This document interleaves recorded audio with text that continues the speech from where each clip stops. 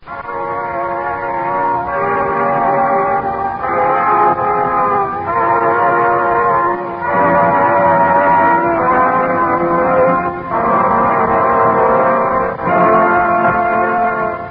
now present George Edwards in Frankenstein.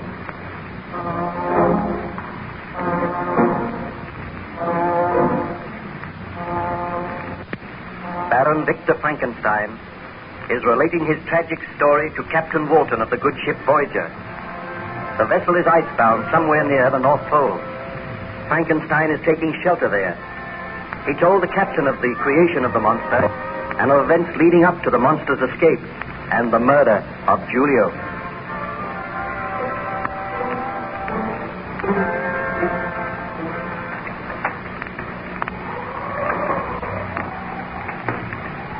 Much better this morning, Baron Frankenstein.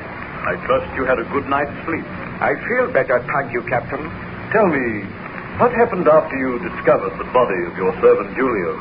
I recall it quite clearly. My friend Ernst Clerval and myself were in the laboratory.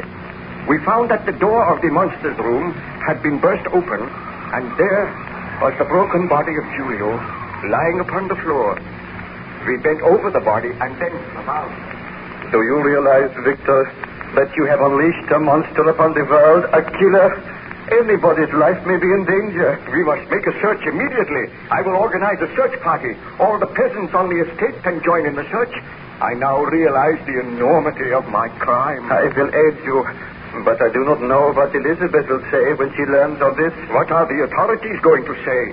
How am I going to explain the broken body of Julio? You will have to tell the truth to the police. But they will not believe me. They think I am mad. Oh, you were mad to attempt this experiment. I am only sorry that it has succeeded. Elizabeth will be appalled when she hears this news. I will search for the monster, I promise you.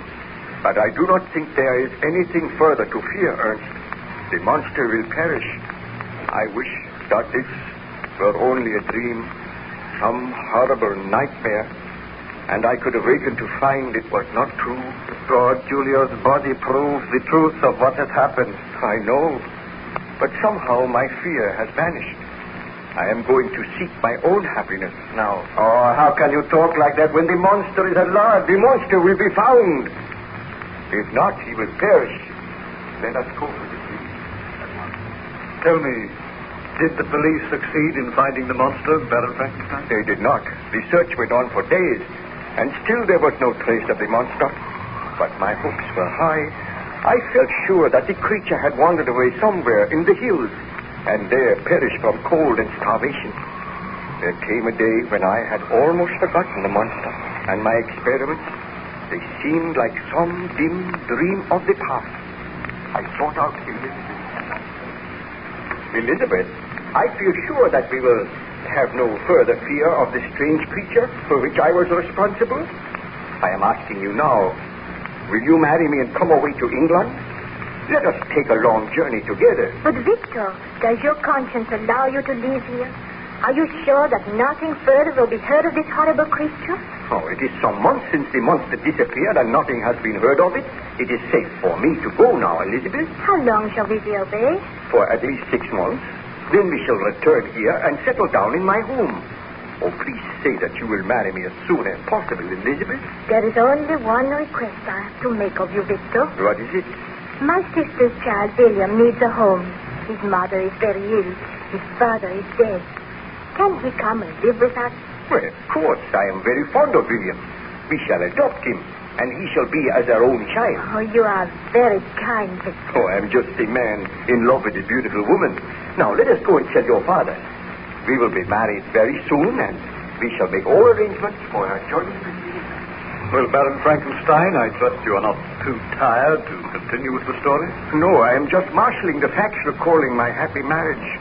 Those glorious few months in England and then my return home. How long did you remain in England? For 8 months. We had a delightful holiday there, and I returned to my ancestral home, and my wife and I settled down. During our absence, we had left the child William in charge of a nurse, whom we called Justine. She was an old friend of the family. She had known my wife for years. A few days after our return, Justine approached my wife. Master William desires that I shall take him out for a walk. Do you think the weather is clear enough, Baroness? Oh, I think the child could go for a walk. What do you think, Victor? By all means, the sun is shining brightly now, although there are clouds on the horizon. Clouds under the horizon. Thick black clouds. I fear there may be a storm. Oh, just such a storm as one... Please, Victor. We agreed never to talk of that. Well, may I take the child for a walk? Yes. Just a short walk down to the lake, Justine. Tell me, Justine, do you like the child? Do you think that young Master William shows promise? He is rather a baby child, with a very strong will of his own. But I am fairly strict with him. Oh, you must not be too strict with him. Remember, we were all young once. I will remember that, Baroness. All right. Take him out now. But do not take him any further down the lake. If there are any signs of an approaching storm, bring William home at once. I will, Madame. Tell me, Elizabeth, what do you think of Justine? Oh, I have known her for years, my dear. But you do not seem to like her. She is rather a grim and forbidding woman. Oh, in reality, she has a very kind heart. Come over here, Elizabeth. Look out of the window. What is the matter? Look at those strange black clouds on the far horizon. They fill me with a sense of grim foreboding. Victor! Clouds gathered like dots on the days that I created the monster. Victor, do not think about it. The monster is dead. It is 12 months since he disappeared. But is he dead? The body has never been found. Darling, do you not think we would have heard if the monster had still been alive? I suppose so. Did you hear that? Thunder in the distance. Oh, I hope Justine has the intelligence to bring William home before the storm shows signs of breaking. Why am I seized by this nameless fear? That thunder frightened me. Darling, do not think of the past. Let us talk of something else. We know that your friend Ernst is due tomorrow. I hope he stays with us for some weeks. I will be glad to see Ernst again, but in a way he will remind me of the horrors of the past. Oh, you must do your best to forget.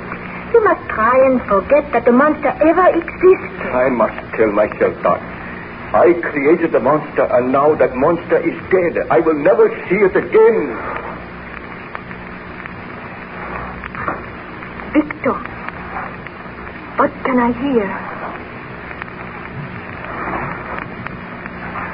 That dreadful sound.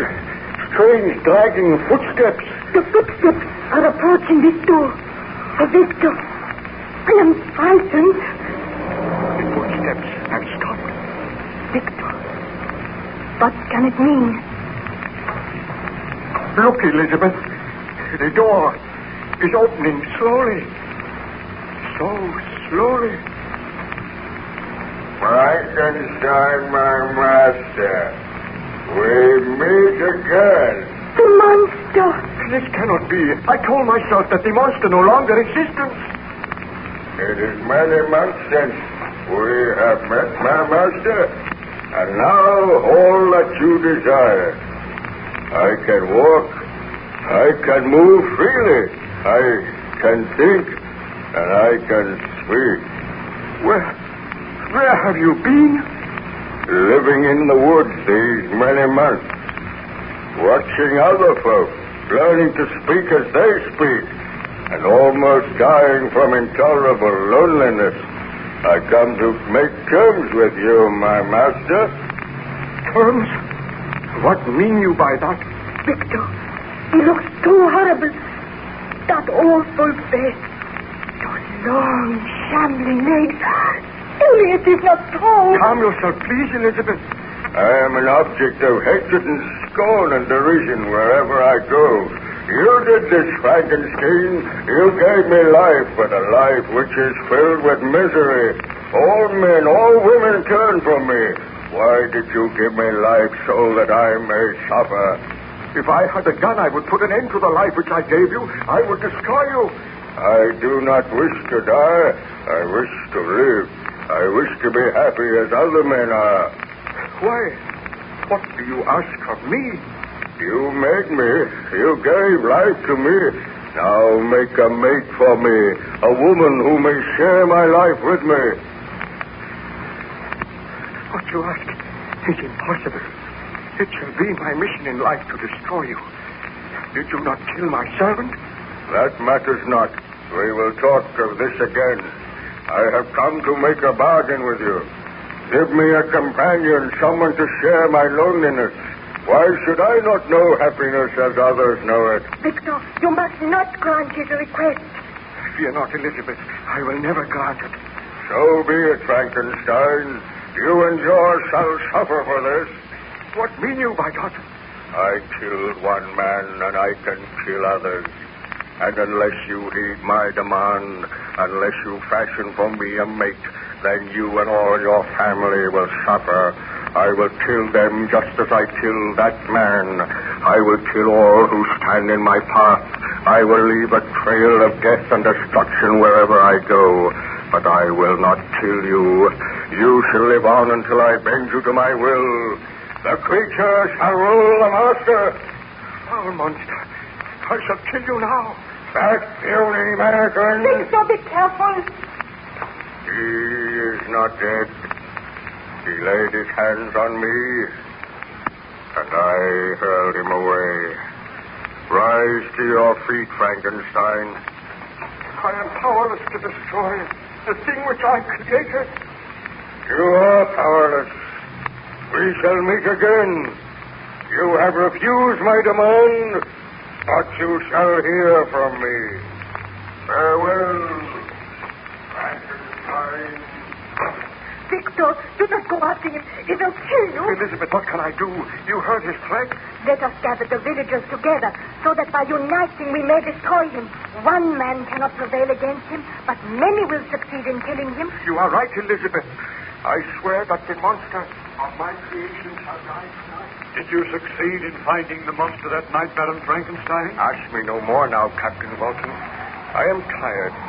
I must not overtax my strength. Let me rest now. You will rest now, and I will write the notes of your story in my journal. So be it. Come to me tomorrow, and I will tell you of the horrors which befell me.